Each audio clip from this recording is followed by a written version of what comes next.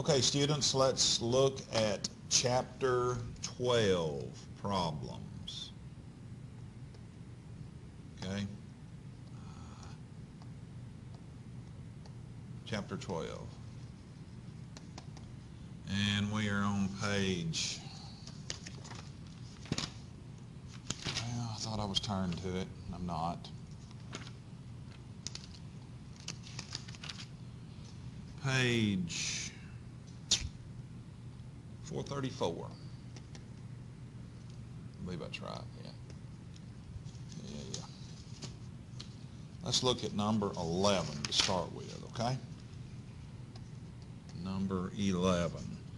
It says an ideal gas at 20 degrees Celsius, well, its temperature is at 20 degrees Celsius, consists of 2.2 times 10 to the 22nd atoms. So it has 2.2 times 10 to the 22 atoms. Okay. 4.3 joules of thermal energy are removed. So we have energy thermal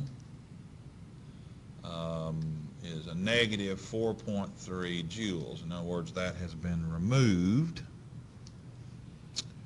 from the gas. What is the new temperature in degrees Celsius? Okay. All right. So 4.3 joules of thermal energy have been removed. What is the new temperature?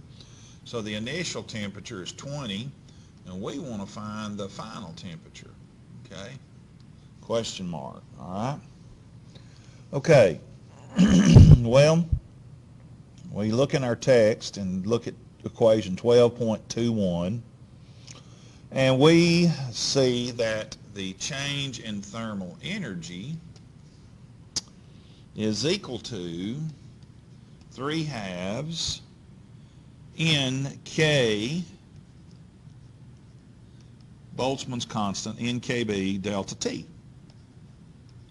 And so we want to solve for delta T, and so that's going to be 2/3, not delta, lowercase t, capital T, temperature. Okay? And so we solve for delta T, and that will be 2/3 the change in thermal energy divided by NKB, Boltzmann's constant. Okay? All right. And so we just start plugging everything in.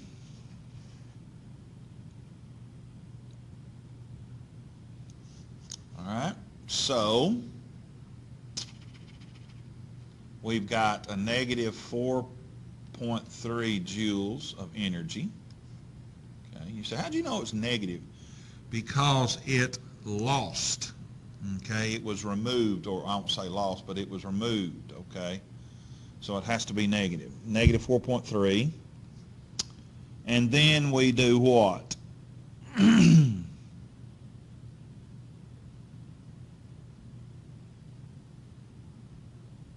Take Boltzmann's constant. Or excuse me, that's 2, 3. And then we're going to take our number of atoms, 2.2 to the 22nd. All right, and then times 1.38, which is Boltzmann's constant, times 10 to the negative 23rd. All right. And what do we get? We get an answer of a negative, let's see, let's work it real quick. So we got 2 times a negative 4.3 divided by 3 times 2.2 to the 22nd times 1.38 exponent to negative 23rd. All right. And we get, forgot to put it in parentheses again.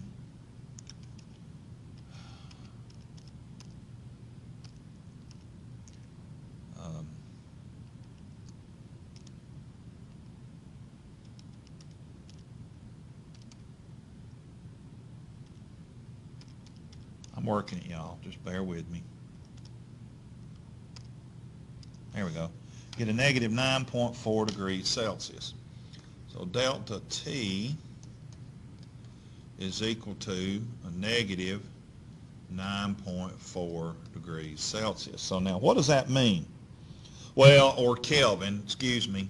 I know somebody say, hey, wait a minute, I thought the temperature had to be in Kelvin. It does, but don't forget that the scales are proportional to each other. So that's the same as saying 9.4 degrees Celsius, because 1 degree Kelvin is 1 degree Celsius. Okay. Well, how do you get that? Well, if 0 Celsius is 273 Kelvin, then 0 Kelvin is negative 273 Celsius. Okay, so they do line up, all right? They are proportional, okay? So what does that mean? That means the temperature dropped, the change in temperature dropped by 9.4 degrees. So to find the final temperature, we say final temperature is equal to the initial temperature plus delta T, okay? And you say, where in the world do you get that? Well, you say T final minus T initial, and then you solve for T final, okay? All right. And so that's what it looks like. And so we have 20 degrees Celsius minus 9.4 degrees Celsius. And what do we get? We get, what is that? 10.6 degrees Celsius? Yeah.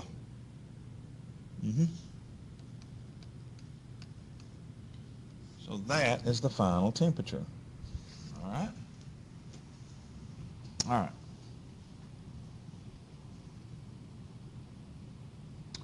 All right, so let's move on now. Let's look at,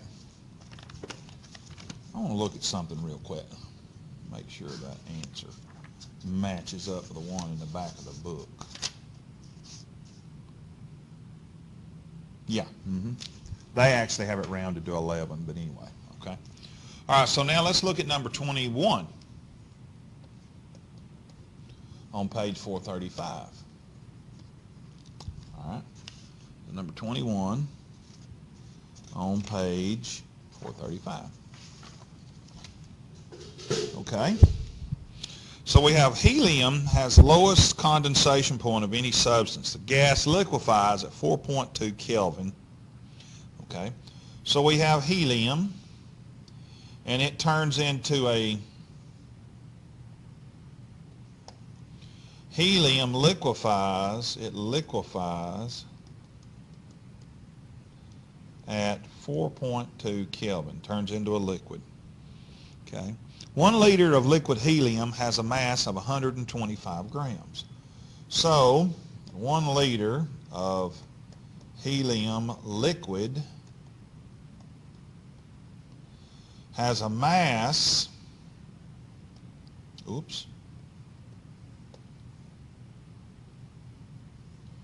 of 125 grams. Yeah. Okay. What is the volume of this amount of helium in gaseous form at STP? So we want to know what the volume is at STP. Okay? So we want to know what the volume is at STP, and of course that's 1 atmosphere and 0 degrees Celsius or 273 Kelvin, right? Okay. Well, the first thing we need to do is convert to the number of molecules. Okay, we've got the grams, and you said, well, why are we going to do that? Well, you'll see here in just a second. We have the grams, but we don't know how many molecules, or AKA moles, I guess you could say. We could do it with moles, or we can do it with molecules. Either way, so we don't know what that is. Well, we've got to do a little bit of stoichiometry here, don't we? Well, we know that 125 grams of helium, we're going to have to do some dimensional analysis here, some factor labeling, dimensional analysis. Well, we know that 1 mole of helium is how many grams? Well, it's 4 grams, isn't it? And where'd you get that? Well, we get that off of the periodic chart, okay? So the grams of helium cancels out. And we know that 1 mole of any substance is 6.02 times 10 to the 23rd molecules, right? All right. And so let's see what we get, all right? Let's see what we get. So we're going to multiply 125 times 6.02 to the 23rd, and then divide by 4. Oh, good grief. 6.02 to the 23rd, and then divide by 4. And we should get, all right, now what am I doing wrong here? All right, let me do this one more time. 125 times 6.02 to the 23rd. Okay. I think I punched in a wrong number a second ago. And then divide by 4. There we go. Yeah, I punched in a wrong number. I wasn't getting the correct answer I had on my notes. All right, so 188 times 10 to the 25th molecules. 1.88, that is. 1.88 times 10 to the 25th molecules. All right. Okay. Now, so how do we determine the volume? Well, we know we have 1 liter. That's convenient. So that's the volume, isn't it? The volume is 1 liter. And this is actually an ideal gas law equation. And we can work it a couple of different ways. We can use Boltzmann's constant. And in this case, since we're using molecules, we'll use Boltzmann's constant. So we look at equation 12.15. We can use that equation. And we know that the pressure times the volume is equal to the number of molecules times Boltzmann's constant times the temperature, Kelvin temperature, all right, will give us what? Actually, look, this right here is work, isn't it? Pressure times volume is work. So we're looking for the volume. So the volume then is equal to the number of molecules times Boltzmann's constant times the change in temperature, Kelvin, divided by the pressure, right? Now, how do we know the pressure? Well, it said that it's 1 atmosphere. And 1 atmosphere of pressure, and by the way, we have to be in pascals. Remember, we've got to keep everything in the SI, is 101.3 kilopascals, okay? 101.3 kPa. That's 1 atmosphere. So let's plug everything in. All right. And let's see what we come up with. All right. Now remember, it's at 0 degrees Celsius.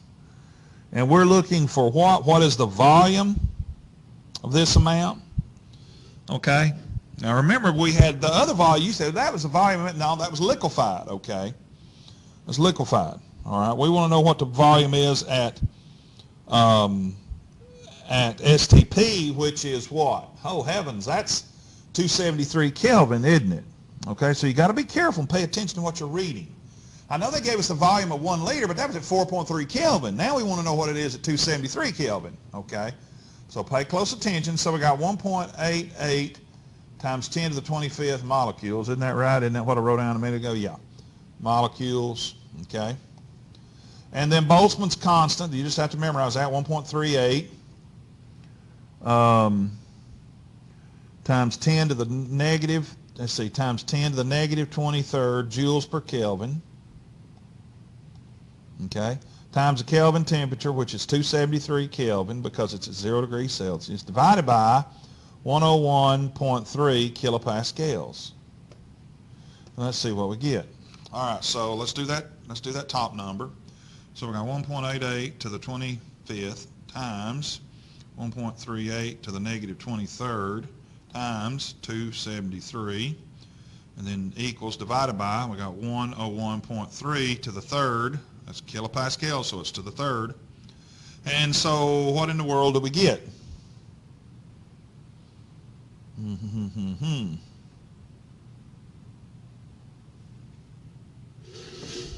All right, now our answer is going to be in what?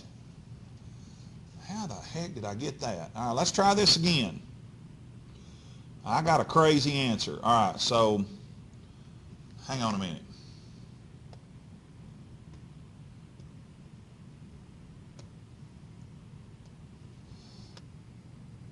Okay, sorry about that. And so we get an answer of what? We get an answer of 0.699. We're going to say 0.7. And that's what? That is meters cubed, isn't it? May have to get a new calculator now. I think I'm going to have to get one anyway because this thing keeps acting up. I keep punching numbers in and I'm getting different answers. And this calculator is pretty old, and I apologize for that. Maybe it'll keep working today. Anyway, all right. So 0.73 meters cubed. All right, now how in the world do we get it to liters? All right, now if you remember that 1 decimeter cubed is equal to 1 liter, okay? But now how many decimeters cubed are in a liter cubed, or excuse me, in a meter cubed, okay? Well, we know that 1 meter is equal to 10 decimeters. So 1 meter is equal to 10, and 1 meter is equal to 10 decimeters, right? Okay. So 1 times 1 times 1 is 1 meter cubed, but 10 times 10 times 10 is 1,000 decimeters cubed. So if 1 decimeter cubed is 1 liter, then 1,000 decimeters cubed is equal to 1,000 liters. So if you have 0.7 meters cubed, then you have how many liters? Come on now. It's not rocket science. You have 700 liters. Okay? See how I did that? And you do need to know that conversion, okay? You do need to know how to do that, all right? All right.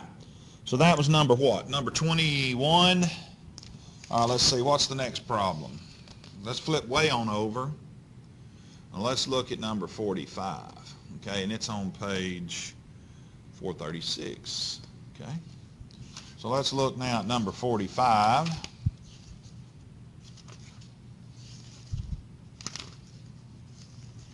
think it's 45. Yeah, 45. Yeah. All right, so we have older railroad tracks in the U.S. are made of 12-meter long pieces of steel. So we got our railroad track here, and the length is 12 meters, okay? All right, and that is steel, okay?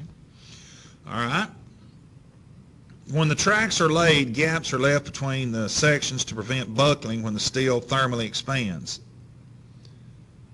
If a track is laid at 16 degrees Celsius, okay, so the initial temperature is 16 degrees Celsius.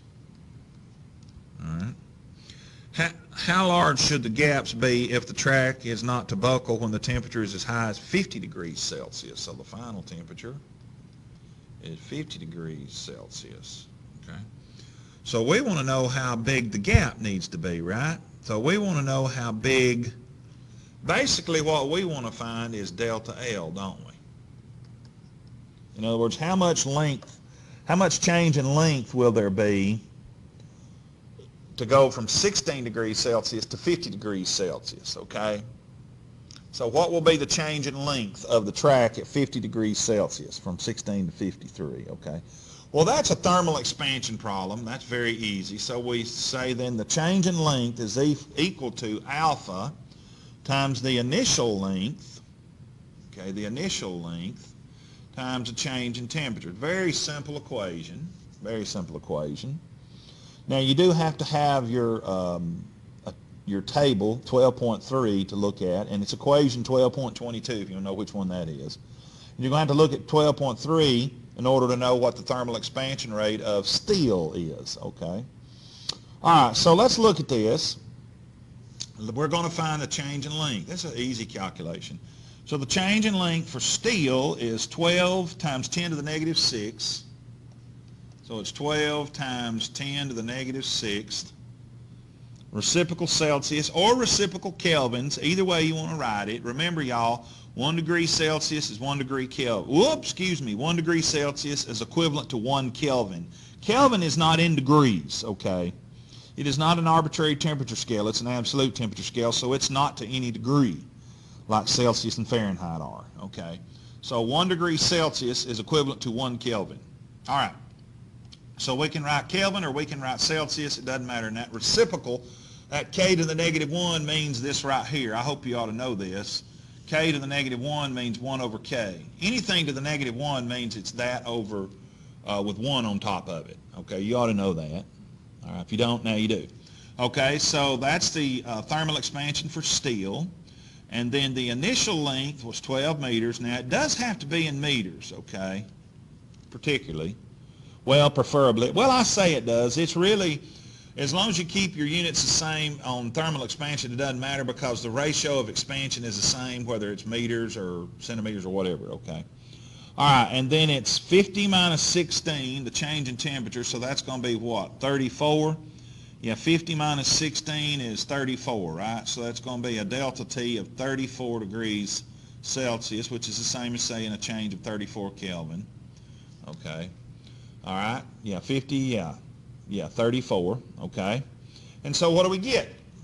What do we get for, we get 12 to the negative 6th times 12 meters times 34. And we get 4.896 to the negative 3rd, right? So we get a delta L of 4.89. You could actually just say 4.9 times 10 to the negative 3rd meters, okay? 4.896, or just say 4.9 to the negative 3rd meters, okay? So you need to think about this. These rails should be laid with a gap. That would be how many, let's see, if that's meters, we convert that to centimeters, which would be what? It's 10 to the negative 3rd meters. You go one place to the right to make it centimeters, so that'd be what, 49? No, not 49 centimeters.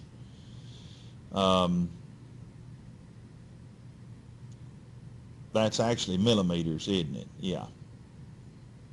Yeah, so about, what, a half a centimeter? Yeah. Yeah, that's actually 4.9 millimeters, which would be a half of a centimeter, approximately. Okay.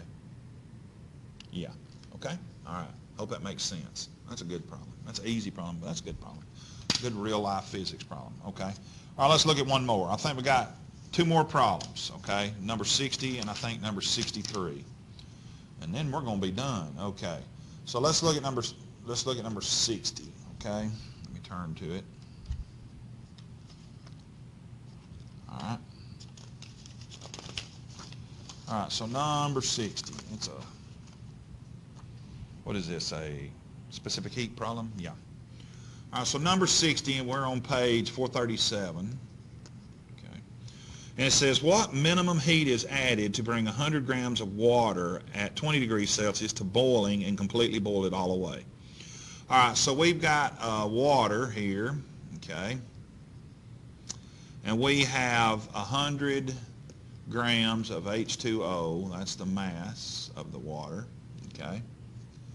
And we want to, and the initial temperature, by the way, of the water is 20 degrees Celsius, all right?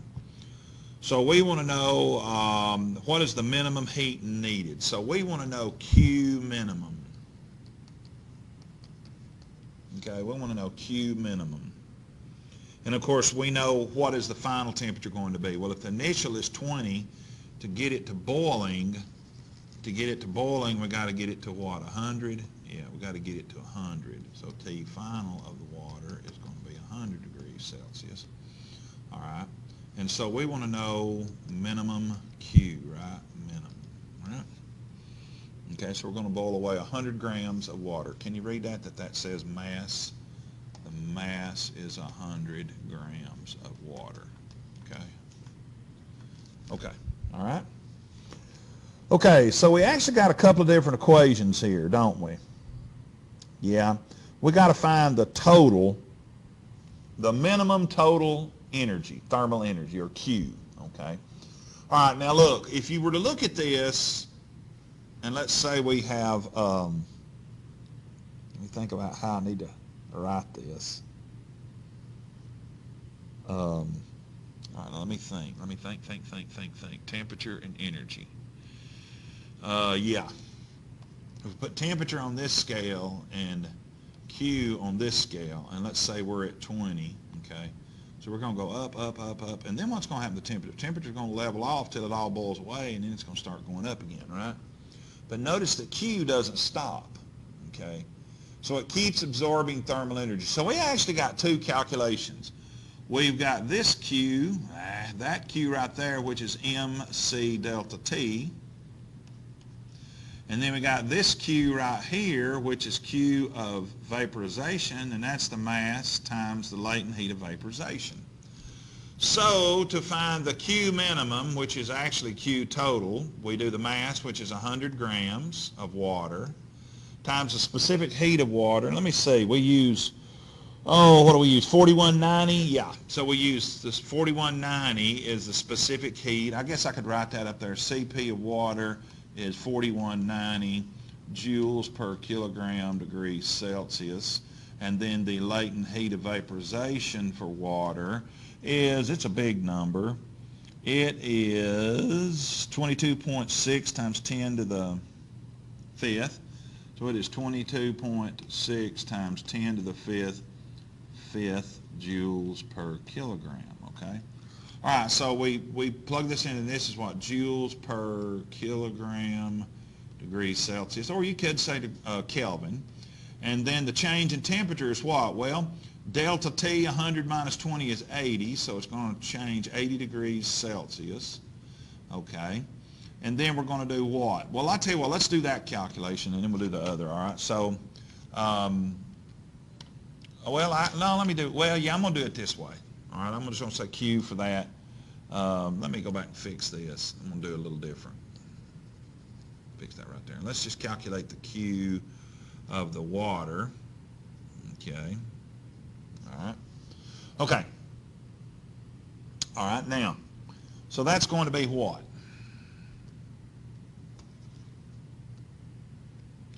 All right, so we got 100 times what? I almost messed up. We got to put that into kilograms, don't we? Wow, I almost messed up. Getting in a hurry. So it's 0.1 kilograms, right? Because you say, why'd you do that? Because of that kilogram right there. Now we got it. So we got 0.1 times 4190 times 80. And we get 33,520. So we get 33,520 joules of energy, right? 33,500 joules of energy, if I calculated that right. And I should have, yeah, okay. All right, now we're going to do the Q of the latent heat of vaporization. So the mass is 0.1 kilograms. And the latent heat of vaporization is 22.6 times 10 to the fifth joules per kilogram. And so what do we get there? So we get 0.1 times 22.6 to the fifth, and we get 226,000, yeah. All right, let me do it again. Did I mess something up? All right, let me make sure I got my number. 22.6 to the fifth, yeah. So we got 0.1 times 22.6 exponent to the fifth. Yeah, I get 226,000, yeah. So we get 226,000 joules. So now we're going to do Q minimum, which is actually the same as saying the total Q. And so we get what? 226 plus 33,520. And we get 259. We get 259,520 joules, or let's put that into scientific notation. Let's say 2.6 times 10 to the fifth joules. Okay? All right. Okay? So 2.6 to the fifth joules. All right, everybody with me? Okay, that's a fairly easy problem. All right, now let's look at number 63. We've got a calorimetry problem, if I'm not mistaken, coming up. All right. Last problem. All right, so number 63, same page, still on page 437. Okay. All right, so we got 30 grams of copper pellets are removed from 300 degrees Celsius oven. So we got copper pellets. Okay, so this is copper. All right, and it's how many? We got the mass of the copper is 30 grams, which would be 0.03 kilograms. Got to put it in kilograms, okay?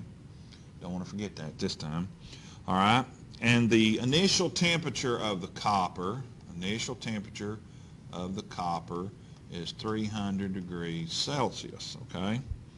All right, and immediately dropped into 100 milliliters of water at 20 degrees Celsius. So we take those pellets and we come over here, all right, and we've got water, and the volume of the water is 100, what did I say, 100 milliliters? Yeah, 100 milliliters of water, and the initial temperature of the water is 20 degrees Celsius, okay?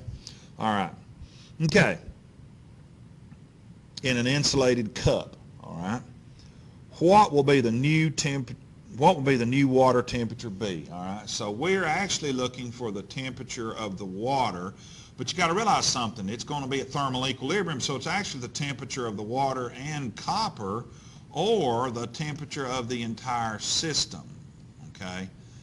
All right, so that's what we want to find out, all right? Now this is a straight up calorimetry problem, and it's also considered to be a conservation of energy problem. Now, we can look at this by using a couple of different equations, 12.25 and 12.28, all right?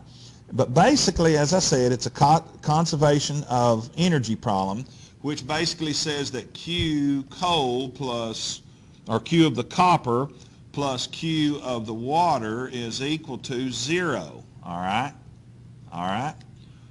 Okay, so Q of the copper plus Q of the water is equal to 0 because energy is going to be conserved. So you could write it this way. You could actually say Q of the water, okay, is equal to negative Q of the copper. All right, you could actually do it that way, okay? All right, so let's write our equations out. Let's see what we get here. All right. And we get what? Well, remember that what Q is. We know that Q is equal to mCp, or C, delta T. Some books use CP for specific heat. Okay. All right, so we got what? So we've got the mass of the water times the specific heat of the water times the change in the change in temperature of the water, T final minus T initial of the water, is equal to, and of course this is going to be a negative, right? It's going to be a negative. I better be looking at this equation, right, or I'm going to be very upset with myself. Yeah. Okay, because you move one to the other side. Yeah. Okay.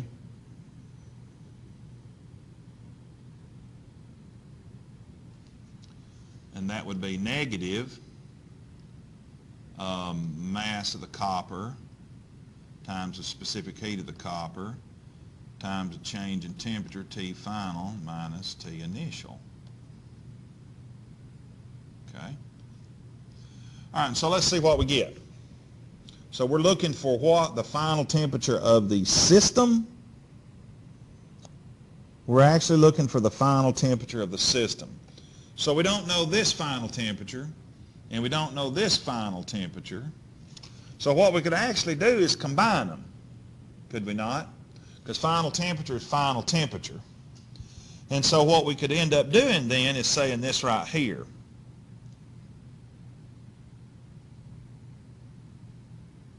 We're going to say that the final temperature of the system is equal to the mass of the copper the mass of the copper times the specific heat of the copper times the temperature, 300 degrees Celsius, and we're going to make that positive. The negative sign here makes it positive, okay? All right. Or basically it can't, I say it makes it positive, it cancels, it gets canceled out, okay? All right. Plus the mass of the water times the specific heat of the water times the temperature of the water, which is 20 degrees Celsius, right? Initial temperature, all divided by the mass of the copper times the specific heat of the copper plus the mass of the water plus the specific heat of the water. So let's plug everything in. I don't know why I didn't put T final in there and everything, T initial in there, but that's okay. All right, so we got what? So we got the mass of the copper, which is 0.03 kilograms, times the specific heat of the copper. If you look in the text, the specific heat of the copper is 385 joules per kilogram. So it's 385 joules per kilogram degrees Celsius. And now you know what? I'm going to run out of room. So let me go to the next slide. All right, so the T final is equal to, all right, so the mass of the copper was 0.03 kilograms times 385, that's the specific heat, 385 joules per kilogram degrees Celsius, times 300, okay, plus the mass of the water was, how much was that?